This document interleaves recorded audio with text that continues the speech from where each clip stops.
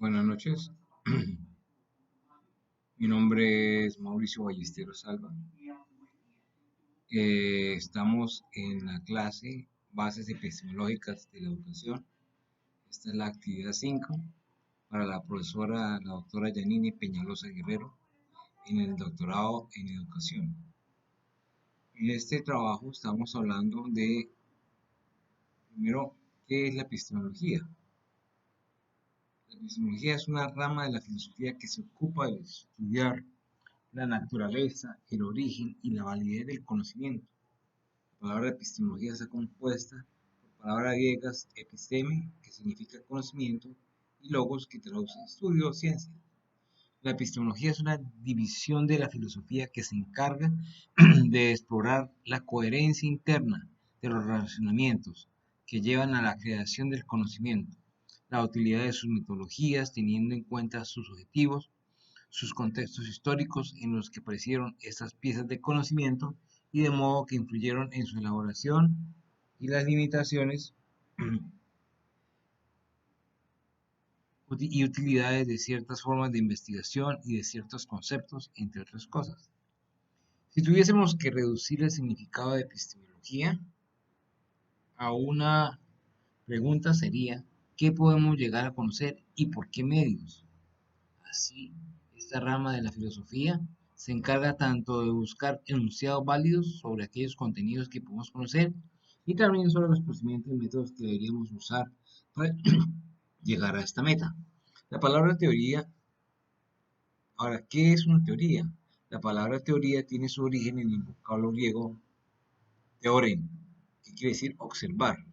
Este término solía emplearse para hacer mención a la visualización de una obra de teatro, lo que puede explicar por qué en la actualidad la noción de teoría permite hacer referencia a un asunto provisional o que no es 100% real. De todos modos, la evolución histórica del vocablo permitió dotarlo de un sentido más intelectual y comenzó entonces a aplicarse a la capacidad para comprender la realidad por fuera de las vivencias sensibles, a partir de la asimilización de estas experiencias y su descripción por medio del lenguaje. En la actualidad, una teoría se entiende como un sistema lógico que se establece a partir de observaciones, axiomas y postulados, y persigue el propósito de afirmar bajo qué condiciones se llevará a cabo dichos supuestos. Para esto, se toma como punto de referencia una explicación del medio idóneo para que las predicciones puedan ser desarrolladas. En base a estas teorías, se es posible deducir o postular otros hechos mediante ciertas reglas y razonamientos. Ahora, definición de teoría del aprendizaje. Teoría puede ser el grupo de leyes y preceptos que posibilitan el establecimiento de vínculos entre sucesos o fenómenos. El concepto también puede referirse a la hipótesis, cuyo resultado se puede aplicar a una ciencia o al conocimiento que aún no pudo ser demostrado. Aprendizaje, por otra parte, es el proceso que permite adquirir una destreza o asimilar ciertos conocimientos. Las teorías del aprendizaje son aquellas que realizan la descripción de un proceso que permite que una persona o un animal aprendan algo. Estas teorías pretenden entender, anticipar y regular la conducta a través del diseño de estrategias que faciliten el acceso al conocimiento. Una teoría del aprendizaje, de este modo, busca la interpretación de los casos de aprendizaje y sugiere soluciones a inconvenientes que pueden surgir en ese tipo de procesos. Es importante tener en cuenta que las teorías del aprendizaje son variadas y pueden enmarcarse en distintas corrientes del pensamiento. Ahora, ¿qué es un modelo? Un modelo es un prototipo que sirve de referencia y ejemplo para todos los que diseñan y confeccionan productos de la misma naturaleza. La palabra viene del latín modello. Según la Real Academia Española, un modelo es una representación que simboliza la perfección en todos los aspectos naturales que posee y en la forma en que la sociedad reacciona ante ello. ¿Qué es metateoría? Una metateoría es una teoría que se dedica al estudio de otra teoría o conjunto de teorías. En el sentido general podría ser llamada una teoría de las teorías. Así, por ejemplo, Si A es una teoría de B y B es en sí misma una teoría, entonces A es una metateoría. Sin embargo, una teoría general no puede ser metateoría desde que no se dedica a una particular o a una o un conjunto de teorías. El siguiente es un ejemplo que ilustra las propiedades de la metateoría, según Stephen Hawking. En su breve historia del tiempo, cualquier teoría física es siempre provisional en el sentido en que está en tan solo en una hipótesis, puede nunca probarla. No importa cuántas veces los resultados de un experimento están de acuerdo con alguna teoría, usted no puede estar seguro de que la próxima vez el resultado va a ser contradictorio a la teoría. Por otro lado, puede desaprobar a una teoría al encontrar tan solo una mera observación que no esté de acuerdo con la predicción de la teoría. Esto quiere decir que la metateoría pertenece a la filosofía y en especial a la epistemología, a la matemática, así como el objeto de estudio del área de la cual la teoría es un objeto en sí mismo. Concepto que se remonta a la escena de la filosofía del siglo XX como resultado de los trabajos del matemático alemán David Hilbert, que publicó en 1905 una propuesta de la consistencia de las matemáticas creando un campo al que denominó metamatemáticas. Las esperanzas del éxito de sus pruebas fueron cortadas por los trabajos de Concord, quien en 1931 probó las conclusiones de Hilbert no atendibles en su obra Inconsistencias de los teoremas. Sin embargo, los aportes de Hilbert en cuanto a las matemáticas continuarían teniendo su influencia durante el siglo XX.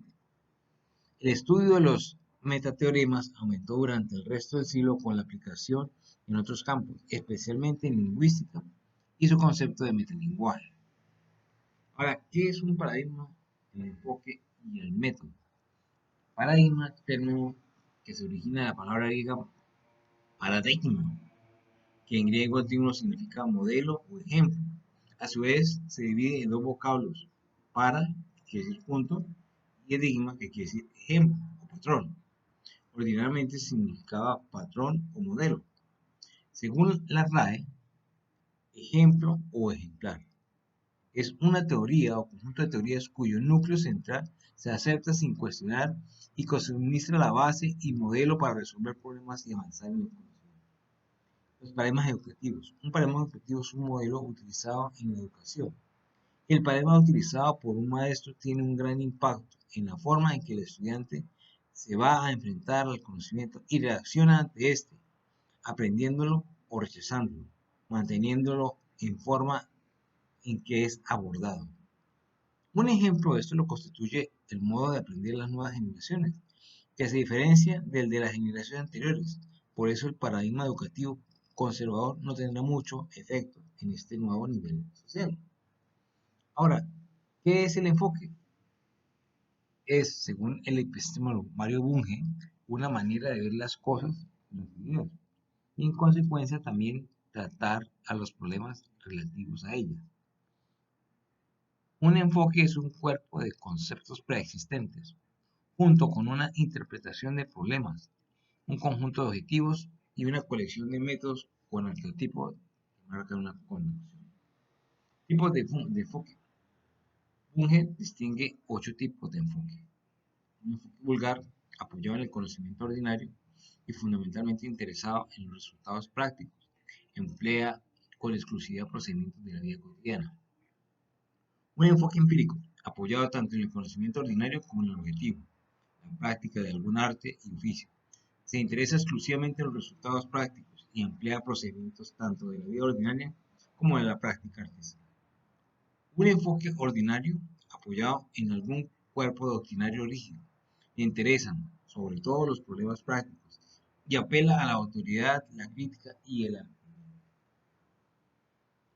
Un enfoque humanístico, basado en el cuerpo de los conocimientos relativos a la cultura humana. Utiliza predominantemente métodos heurísticos. Un enfoque matemático, caracterizado por una base formal, el objetivo de encontrar regularidades y construir teorías, y los métodos conceptuales, sobre todo el de la prueba formal. El enfoque de la ciencia básica, apoyado en un fondo de conocimiento matemático y experimental, así como una visión científica del mundo.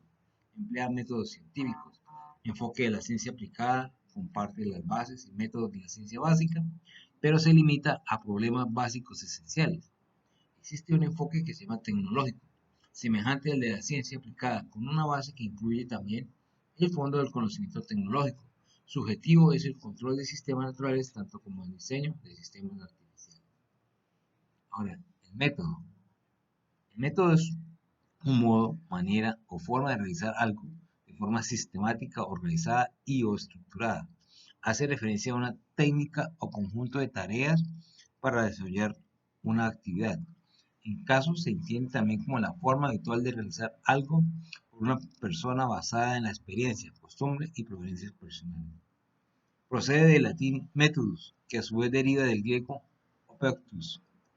Método científico. El método científico es un método de investigación basado en la observación, la experimentación, la meditación, la formulación, el análisis y refutación de hipótesis y el establecimiento de conclusiones que pueden dar lugar a teorías o leyes. Es utilizado en el área de las ciencias para ampliar y verificar conocimientos sobre una materia. El desarrollo de un método científico se suele dividir en varias etapas. Utiliza diferentes estrategias como el análisis, la síntesis, la inducción y la deducción. Ahora, ¿qué es un paradigma, enfoque y método? Entonces, el método es el método deductivo. El método deductivo es una estrategia de razonamiento basada en la deducción a partir de premisas. También se conoce como un método lógico deductivo. En este método se va desde lo general a lo particular y difiere del método inductivo. El método deductivo puede ser axiomático, deductivo, cuando las premisas iniciales son axiomas o proposiciones consideradas válidas pero no demostrables. E hipotético deductivo, cuando las premisas iniciales son hipotéticas contrastables. Método inductivo. El método inductivo es una estrategia de razonamiento basado en la inducción y que utiliza premisas particulares para obtener conclusiones generales. También se conoce como método lógico inductivo. Este método sigue una serie de pasos. Parte de la observación, registro, análisis y clasificación de la información para llegar a formular premisas generales. ¿Qué es una tesis doctoral? Una tesis doctoral es un estudio escrito sobre una investigación de carácter original, efectuada por un estudiante o escritor con base en el análisis de publicaciones hechas por otros sobre el tema dado. La tesis doctoral permite acceder al grado de doctor. La finalidad del doctorado es la formación avanzada del estudiante en técnicas de investigación, incluyendo la elaboración, presentación y lectura de la tesis doctoral. La tesis doctoral consiste en un trabajo de investigación original, eligiendo cualquier campo del conocimiento por parte del profesional. Ahora, ¿qué es el referente ontológico, epistemológico, axiológico y metodológico de una tesis doctoral? Entonces, la tesis doctoral parte de una hipótesis que se genera de un paradigma, por lo cual hay una interpretación y esa interpretación se desemboca en una investigación, la cual puede ser de carácter cuantitativo o cualitativo. De esa investigación se genera una línea de investigación que desemboca en un pensamiento o en su desarrollo como tal. En el plano oncológico particularmente representa la concepción que tiene el investigador sobre su realidad, entendida como una expresión de una vasta e inacabable multiplicidad de pensamientos, cosmovisiones que integran la conciencia de los sujetos. Conceptualización epistemológica se refiere a la teoría del conocimiento del saber, lo que ha permitido la práctica científica. Metodológico son conocimientos basados en principios lógicos utilizados para alcanzar una gama de objetivos que rigen la investigación científica o una exposición doctrinal. Entonces, según esto, el proceso del conocimiento enrumba los pensamientos. Está la epistemología, que está rodeada de la axiología de la ciencia, la ética de la ciencia, la ontología de la ciencia, la semántica de la ciencia, la lógica de la ciencia, la teoría del conocimiento científico y el método de las ciencias. Entonces, con base en esto, tenemos que las tendencias epistemológicas de la investigación científica, según el doctor José Padrón, profesor de la Universidad Simón Rodríguez, Caracas, Venezuela, tiene en tendencias epistemológicas de la investigación científica, habla de las tendencias recientes, a pesar que el título mencionado al siglo XXI se hace hincapié en el lapso comprendido entre 1990 y el 2006, pero tomando como referencia la trayectoria inmediatamente anterior, ubicada entre 1920 y 1990, sin cuya mención sería imposible entender esas tendencias recientes. La razón es que resulta imposible comprender las tendencias del siglo XXI sin considerar sus antecedentes en el tiempo. No se harán mayores referencias a la época previa del siglo XX, sin negar su importancia y su fundamental influencia. Por razones obvias, estos datos deberían quedar sobreentendidos en el marco de las presuposiciones de esta exposición. Entonces,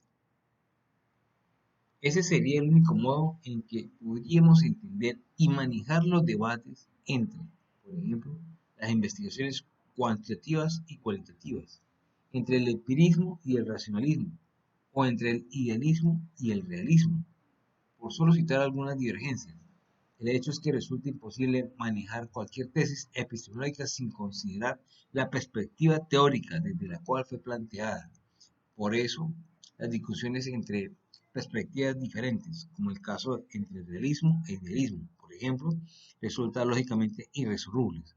Al estar condicionadas por estos filtros o perspectivas, cuyo carácter es precognitivo, prerracional y prelógico, resultan irreductibles en un plano lógico y racional. En consecuencia, la asunción está en algún aparato conceptual que explique la generación de teorías del conocimiento a partir de diferentes perspectivas o filtros precognitivos.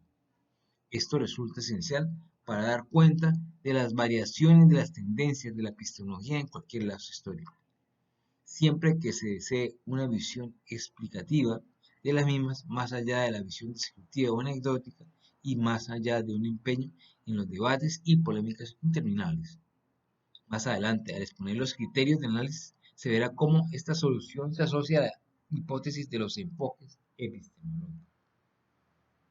Porque un primer acercamiento al tema de la perspectiva precognitiva desde los cuales se puede hablar o teorizar acerca del conocimiento, o sea, de los cuales se puede hacer epistemología, tiene su raíz en la conocida tesis de los tres mundos de Popper, que a su vez puede ponerse en conexión con la anterior tesis del triángulo de Ogden. Puede verse esta conexión en Padrón en el año 2000.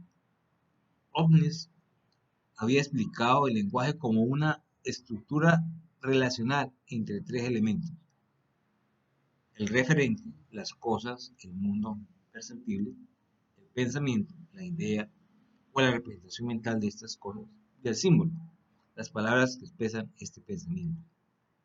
El primer elemento remite al plano del objeto, el segundo al plano del sujeto y el tercero al plano de las relaciones entre sujetos. Entonces, partimos que Ogden habla del referente, mientras que Popper habla del mundo uno, las cosas, lo objetivo. Ogden del pensamiento, la idea, y Popper del mundo 2, el yo, el sujeto. Ogden, el símbolo; Popper, el mundo 3, constructivos, compartidos, lo intersubjetivo. Es así como lo anteriormente expuesto podemos asociarlo respectivamente a tres variables importantes de las tendencias recientes de la epistemología. En primer lugar, tenemos una perspectiva desde la cual se concibe la epistemología como una filosofía analítica, siguiendo la herencia del Círculo de Viena y la llamada concepción heredada, o Reserve View.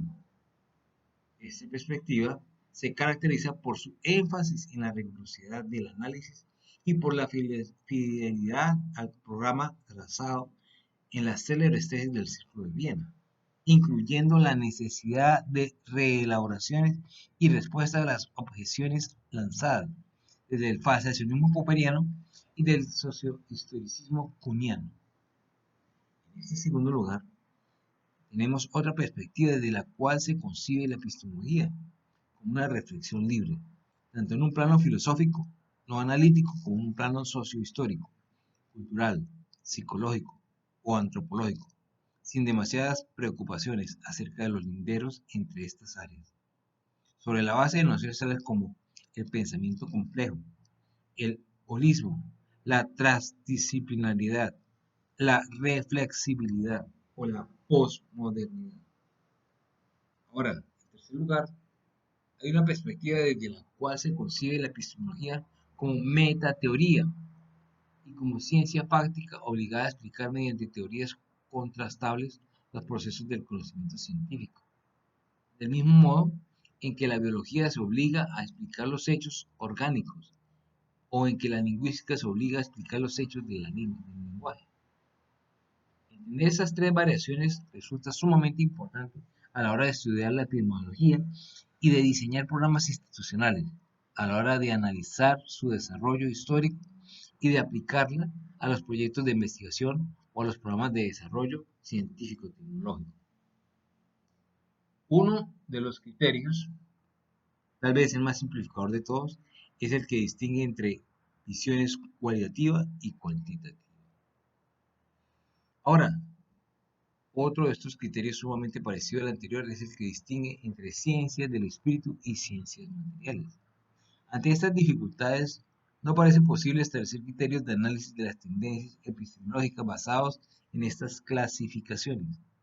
En cambio, se adoptará la hipótesis de los enfoques epistemológicos, que resume Padrón en 1998, según la cual las variaciones observables en los procesos de producción científica obedecen a determinados sistemas de convicciones acerca de qué es el conocimiento y de sus vías de producción y validación.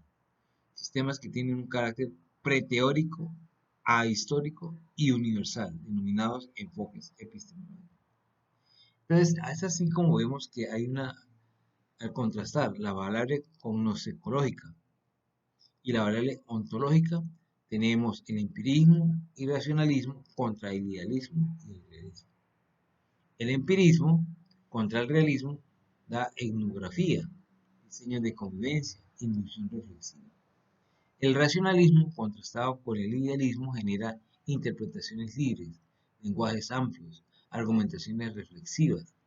Ahora, el empirismo, contrastado con el realismo, habla de mediciones, experimentaciones, inducción controlada, mientras que el racionalismo, relacionado con el realismo, habla de abstracciones, sistemas lógico-matemáticos, deducción controlada. Otro criterio de análisis a adoptar en esta intervención es la que se refiere a la estructura diacrónica, según la cual los desarrollos científicos y metacientíficos se basan en programas de desarrollo progresivo, tal como lo dijo Lakatos en 1978, que van más allá del individuo y a veces más allá de generaciones de individuos.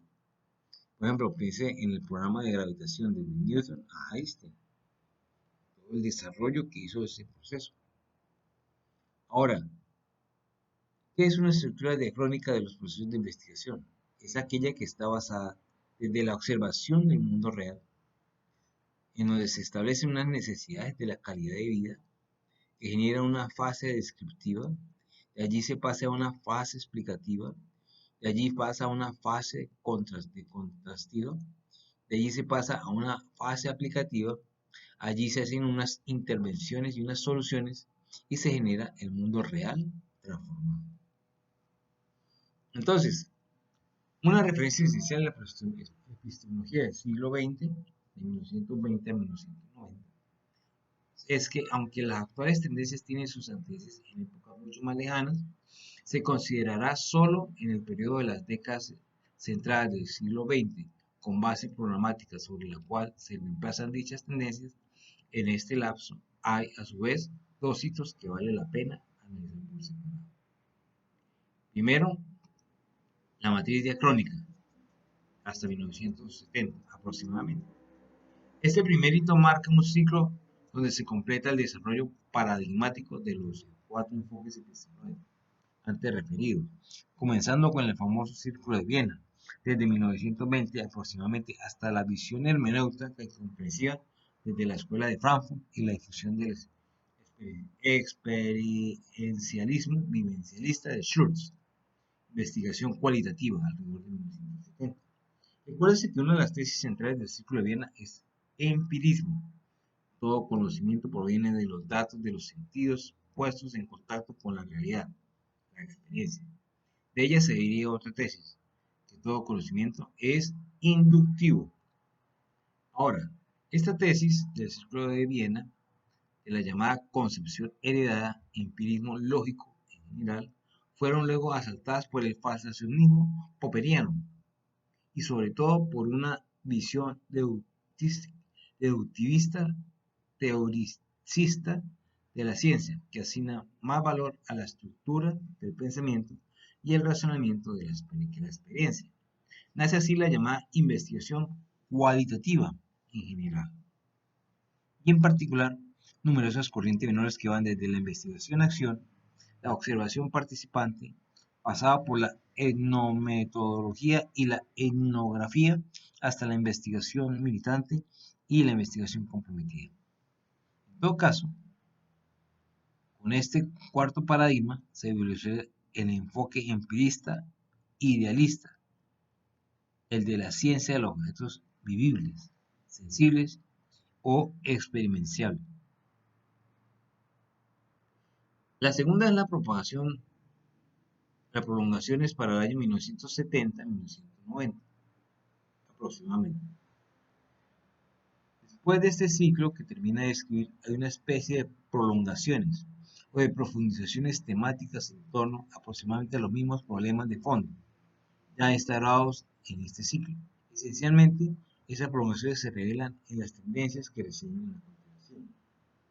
Primero, la visión programática y individual de la ciencia. Esta prolongación, ubicada dentro del enfoque racional realista, paradigma pasacionista, sigue inmediatamente el problema popperiano de cómo crecer en el conocimiento científico, ante lo cual chocaron las soluciones del mismo Popper.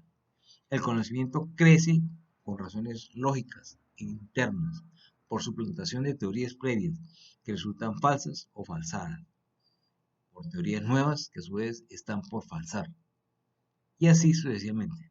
Y la de Kuhn, el conocimiento crece por razones sociohistóricas externas a través de las ya mencionadas revoluciones científicas. El programa de la sociología del conocimiento. La referencia a la sociología del conocimiento en general datan desde el comienzo del siglo XX, incluso antes del Círculo de Viena. Karl Marx, Max Scheler y Karl Magenheim, por ejemplo.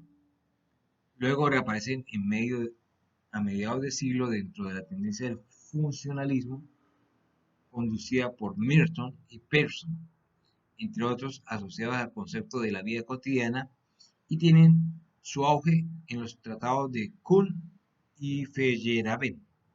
Pero hay una referencia particular, comúnmente llamada el programa de la sociología del conocimiento, que adquirió un significativo especial dentro de las últimas tendencias del siglo XX y comienzos del siglo XXI, que es la que interesa aquí. Para una reseña amplia, podemos ver a Meha y Short, cuyos volúmenes explican cada una de estas dos referencias, respectivamente. Ahora viene la naturaleza de la epistemología y la epistemología evolutiva. En este periodo surgen dos prolongaciones importantes en el seno de los dos enfoques realistas, el empirista y el racionalista, el de la epistemología naturalizada y para algunos insertado allí mismo de la epistemología evolutiva. Hay otras prolongaciones de este tipo de investigación epistemológica. Dentro de los enfoques realistas, además de las ya reseñadas, surgen en este lapso dos importantes nuevas tendencias, como continuaciones de los planteamientos elaborados en el lapso inmediatamente anterior. Una podría ser llamada visión axiológica de las teorías y otra podría llamarse visión pragmatista. Y dentro de los enfoques idealistas y subjetivistas, además de las ya mencionadas, se plantean los primeros avances de la llamada visión de género, o Woman Studies, que luego, en los últimos 10 años, se consolidará en la llamada epistemología feminista. Vale la pena también mencionar, específicamente dentro del enfoque empirista realista, como prolongación de neopositivismo, la llamada concepción estructural de la historia. Ahora, la epistemología en los últimos 16 años, sobre la base de dicho hasta aquí, se tiene ahora un enlace para comprender las tendencias recientes de la epistemología, examinando el nivel de desarrollo alcanzado y las potencialidades paradigmáticas o los gérmenes de nuevos planteamientos dentro de cada uno de los enfoques epistemológicos hasta 1990 aproximadamente. Es así como hablamos de primero de las epistemologías subjetivistas, racionalismo y empirismo detallista. Entonces estamos hablando de la epistemología contextualista, epistemología feminista, epistemología social y otras epistemologías subjetivistas. También tenemos como segundo aspecto las epistemologías empiristas realistas. Hablamos de la epistemología testimonial, epistemología probabilística o bayesiana, la epistemología de la percepción. También tenemos las epistemologías racionalistas realistas. En este caso nos encontramos con la epistemología evolucionista, ¿ok? Y así nosotros podemos, con estas teorías, incluyendo aquí a la epistemología cognitiva, ver las relaciones que existen entre el análisis de la investigación cualitativo y el análisis cuantitativo, lo cual se abre un mundo de oportunidades para poder hacer todo un proceso de investigación con una concepción que esté trazada entre los marcos epistemológicos. Muchas gracias. Feliz noche.